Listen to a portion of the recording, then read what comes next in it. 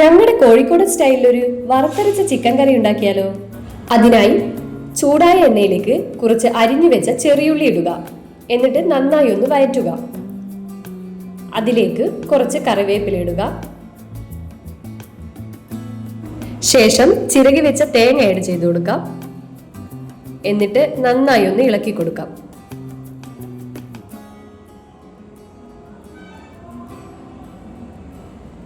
അതിലേക്ക് കുറച്ച് കുരുമുളക് ആഡ് ചെയ്ത് കൊടുക്കാം.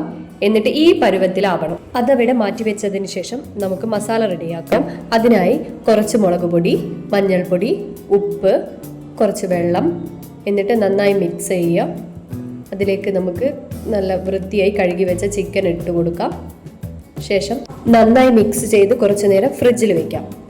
അപ്പോഴേക്ക് നമുക്ക് ചൂടാറിയ തേങ്ങ നന്നായി ഒന്ന് പേസ്റ്റ് രൂപത്തിൽ അരച്ചെടുക്കാം.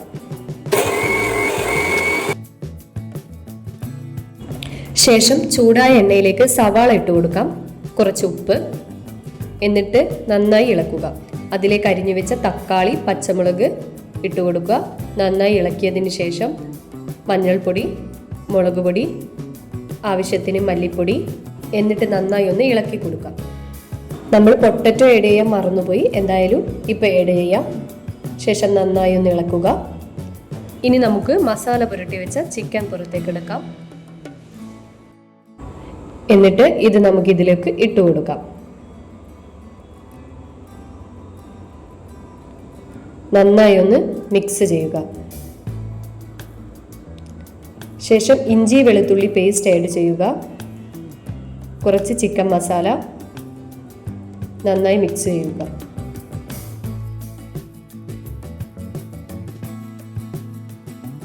ഇനി നമ്മൾ മെയിൻ ഐറ്റം വറുത്തരച്ച തേങ്ങ ആഡ് ചെയ്യണം. ഇതാണ് ഈ ചിക്കൻ കറിക്ക് ടേസ്റ്റും കളറും കൊടുക്കുന്നത്. ഇനി നമുക്ക് വെള്ളം ചേർത്ത് കൊടുക്കാം. വെള്ളം ചിക്കനിൽ നിന്ന് തന്നെ വരുന്നത് കൊണ്ട് കുറച്ച് വെള്ളം മാത്രം ചേർത്താൽ മതി.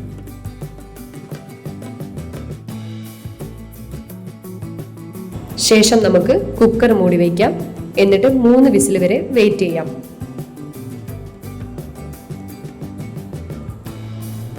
അപ്പോഴേക്ക് നമുക്കൊരു കട്ടൻ കാപ്പി കുടിച്ചാലോ? 3 വിസിലിന് ശേഷം അടപ്പ് തുറന്ന് കറിവേപ്പില കൂടി ആഡ് ചെയ്ത് കൊടുത്താൽ നമ്മുടെ കോഴിക്കോടൻ സ്റ്റൈലിലുള്ള വറുത്തരച്ച ചിക്കൻ കറി റെഡിയാണ്. സ്വന്തമായി കുക്ക് ചെയ്ത് ലാസ്റ്റ് ഇങ്ങനെ ടേസ്റ്റ് നോക്കുന്നത് ഒരു സാറ്റിസ്ഫാക്ഷനാണ്. അപ്പോൾ വറുത്തരച്ച ചിക്കൻ കറി കഴിക്കാത്തവരുണ്ടെങ്കിൽ ഉറപ്പായും ട്രൈ ചെയ്യുക. ബൈ.